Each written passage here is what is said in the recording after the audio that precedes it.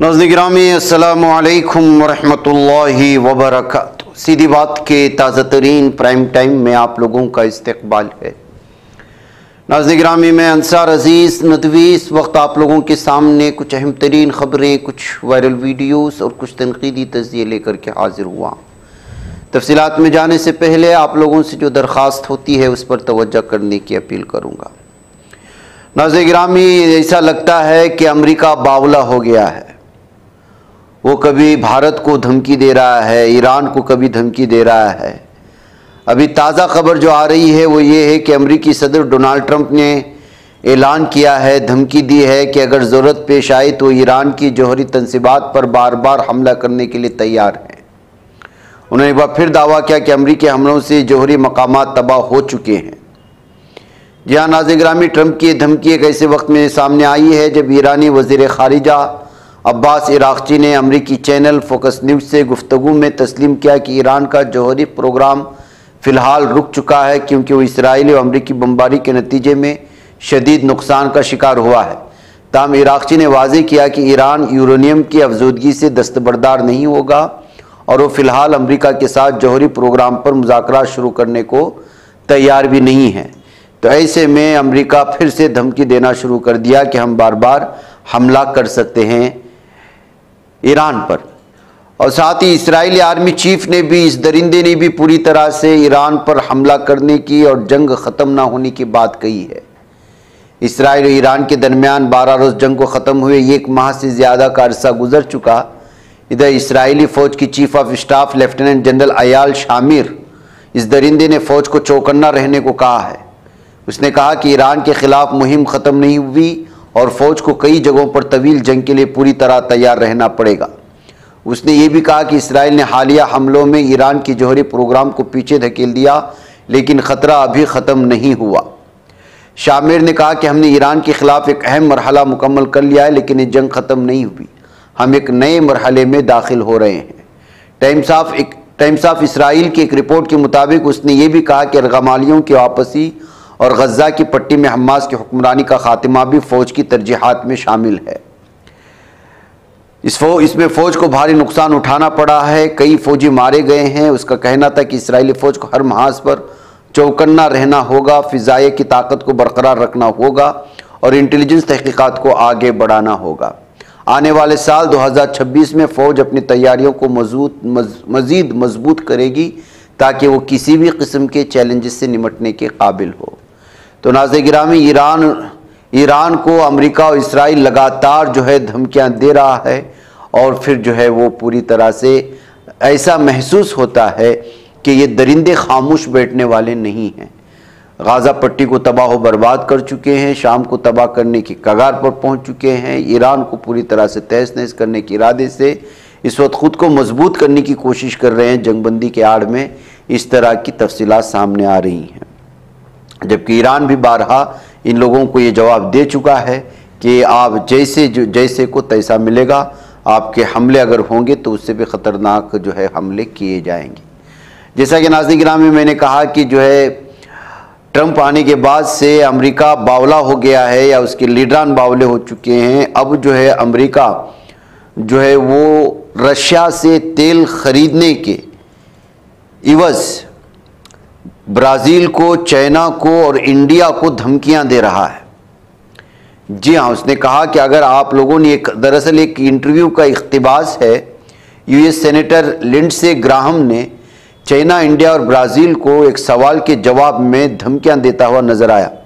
वो दरअसल एक बहुत बड़े चैनल की वीडियो है, फॉक्स न्यूज़ की, दिखा नहीं सकते, लेकिन उसमें वो साफ और वाज़ेह तौर पर कह रहा है कि जो है ब्रिक्स नेशंस, उसके लिए 2 चॉइस है, या तो अमेरिका की इकोनॉमी को एक्सेप्ट करें या फिर रशिया की मदद करें। अगर रशिया की मदद करेंगे तो हम इन तीनों ममालिक चाइना, ब्राज़ील और इंडिया की इकोनॉमी को बर्बाद करके रख देंगे, ये इन्होंने धमकी दी है। तो इससे आप अंदाज़ा लगा सकते हैं कि इस वक्त क्या सूरत हाल आलमी सतह पर बनाने की कोशिश हो रही है अमेरिका की जानिब से, यानी कि वो टोटली ब्लैकमेलिंग पर उतर आया है। और जो लोग भी अपने ममालिक को सपोर्ट करने के लिए कोशिश कर रहे हैं कि जितना मुमकिन हो सके वो पूरी तरह से जो है इक्तिसादियाती माशी तौर पर मजबूत कर सके, लेकिन उनको अपने घुटनों पर लाने की कोशिश कर रहा है, मजबूर कर रहा है।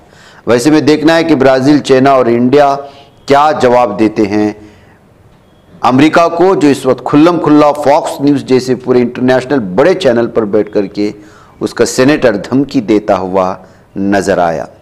नाज़रीन गिरामी, तुर्क ज़मीनी गाड़ियों के मारूफ सनतकार कातमिर जेलर ने ऐलान किया है कि वो इस हफ्ते इस्तंबुल में मुनक़िद होने वाले बैनुल अक़वामी दिफ़ाई सनअती मेले IDEF 2025 के दौरान हल्की टेक्निकल गाड़ी 4x4 एरन के लिए मलेशिया के साथ एक मुआहदे पर दस्तखत करेंगे। कातमिर जेलर IDEF 2025 में बारूदी सुरंगों से महफूज रहने वाली, घात से बचाव के निज़ाम से लेस बख्तरबंद गाड़ी, हज़र और तुर्किया में अपनी नौइयत की वाहिद बग़ैर इंसान की चलने वाली ज़मीनी गाड़ी वो IKA-2 के खुसूसी विजन के साथ शिरकत करेगी। ये UKAP यानी रिमोट कंट्रोल्ड हथियार प्लेटफॉर्म और ट्रैकिंग सिस्टम से लेस होगी। हज़र गाड़ी में मजबूत बख्तर V टाइप मोटोटोक ढांचा और झटके जज्ब करने वाली नशिस्तें शामिल हैं, जो इसे बारूदी सुरंगों और देसी साख्ता धमाका खेज आलात के खिलाफ तहफ़्फ़ुज़ फराहम करती हैं। ये गाड़ी 400 हॉर्स पावर की इंजन से लेस है, जो देही और शहरी शदीद जंगी हालात में आला कारकर्दगी फराहम करता है। गाड़ी का रिमोट कंट्रोल हथियार निज़ाम हरकत पजीर अहदाफ को लॉक कर सकता है।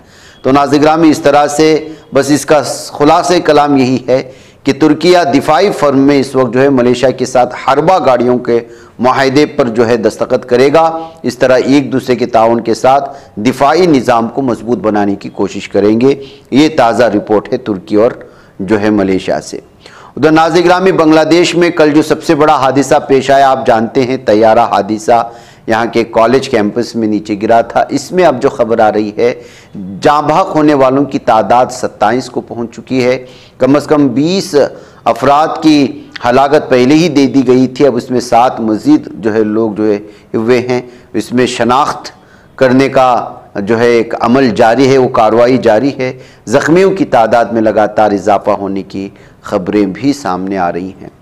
नाज़रीन गिरामी, गज़ा के नन्हे शहीद 3 माह के फाक़े के बाद जो अपने खालिक़ हक़ीक़ी से जा मिला, उसकी तस्वीर आप देख सकते हैं। याहया नज्जार को 4 दिन तक दूध नहीं मिला था और वो सिर्फ सौंफ की चाय पर ज़िंदा रहा। उसकी मौत ज़ेरे मुहासरा गाज़ा के हज़ारों बच्चों को दरपेश भूख की संगीनी को जाहिर करती है। याहया के वालिदैन ने बताया कि उन्होंने दूध और दलिया तलाश करने की कोशिश की, लेकिन उन्हें कुछ ना मिला। वो अपने बच्चों को ज़िंदा रखने के लिए सिर्फ सौंफ की चाय पिलाते रहे। जल्द ही याहया के कमज़ोर जिस्म पर शदीद ग़िज़ाई क़िल्लत के आसार ज़ाहिर होने लगे। उसका पेट का फूलना और पसलियाँ निकलना शुरू हो गई। इसे फौरी तौर पर इंतहाई निगहदाश्त में दाखिल किया गया, जहाँ हफ्ते की रात वो भूख के बाइस इंतकाल कर गया है। गाज़ा वज़ारत सेहत ने इतवार को जारी करदा बयान में कहा है कि इसराइली नाकाबंदी ने अक्टूबर 2023 से इंसानी इमदाद के इलाके तक रसाई को महदूद कर रखा है। खुराक की किल्लत के बायस 86 फ़िलिस्तीनी हलाक हो चुके हैं, जिनमें 76 बच्चे शामिल हैं। ये बात सामने आ रही है। तो नाज़रीन गिरामी, आप अंदाज़ा लगा सकते हैं कि जो है इस वक्त किस तरह से पूरी तरह से सूरत हाल इस वक्त बद से बदतरीन। इस एक मासूम बच्ची की इंतकाल नहीं है भूख की शिद्दत की वजह से, ये पूरे की पूरे आलम इंसानियत की जो है मौत है। ये दरअसल आलम इस्लाम और अपने आप को मुसलमान कहने वाले खरबा खरब मुसलमानों की मौत है, जो इस बच्चे की निगाह से, इस बच्चे की भूख की शिद्दत से होने वाली मौत से हमें समझ लेना चाहिए। सिर्फ फटकार लगाई जा रही है, इसराइल को बोल रहे हैं कि जंग रोक दो, लेकिन हकीकत में कोई भी इस सिलसिले में कदम नहीं उठा रहा है। कनाडा और कई यूरोपीय ममालिक समेत 28 ममालिक ने पीर को गाज़ा में जारी जंग को फौरी तौर पर ख़त्म करने की अपील भी की, लेकिन इसराइल को बैनुल अक़वामी इंसानी क़वानीन की पाबंदी करने चाहिए, इस तरह की बात का इजहार भी किया। लेकिन कब तक? यहाँ तो हर दिन अमवात हो रहे हैं भूख की शिद्दत से। जिस तरह से इस वक्त जो है गाज़ा की पट्टी की सूरत हाल है, वो न देख सकते हैं और ना ही उसको जो है अपने ज़बान से अल्फाज के साथ बयां कर सकते हैं। सूरत हाल इस कदर भयानक हो चुकी है कि इंसान उसका तसव्वुर भी नहीं कर सकता। लेकिन दुनिया ये तमाशा देख रही है। फ्रांस के वज़ीर ख़ारिजा ज़ान नोएल बारो ने भी जो इसराइल की जानिब से गज़ा पर जो ज़मीनी हमले का कोई जवाब नहीं है कहते हुए बयान जारी किया, लेकिन बयानात से क्या होने वाला है कुछ नहीं। इसलिए जो है इस वक्त सूरत हाल को बिगड़ते हुए देखकर पूरी तरह से कई ममालिक अब बाकायदा जो पहले सपोर्ट कर रहे थे इसराइल को, वो भी इस वक्त जो है गाज़ा में जंग रोकने की बात कर रहे हैं। लेकिन जालिम दरिंदा सेहूनी दरिंदे और ये जहन्नमी कुत्ते इस वक्त अपने खूंखार दांतों को और खूंखार पंजों को जो है वो मासूम फ़िलिस्तीनी गाज़ा पट्टी के बच्चों पर गाड़े हुए हैं। नाज़रीन गिरामी, आइए एक और ख़बर जो सऊदी से आ रही है वो ये है कि ममलिकत की सरकारी खबर रसा एजेंसी सऊदी प्रेस एजेंसी ने इत्तला दी है कि सऊदी वज़ारत हज व उम्रा ने रेगुलेटरी कंट्रोलर्स की खिलाफ वर्जियों पर 7 उम्रा कंपनियों को मुअत्तल कर दिया है। इनकी खिलाफ वर्जियों में आज़मीन को बग़ैर लाइसेंस वाली रिहाइश गाहों में रिहाइश फराहम करना भी शामिल है। SPA की रिपोर्ट के मुताबिक खुदा के मेहमानों को फराहम करदा खिदमात के मेयार को बेहतर बनाने के लिए वजारत की तरफ से निगरानी की जो कोशिशें की जा रही इन खिलाफ वर्जियों की निशानदेही उन्हीं का एक हिस्सा है।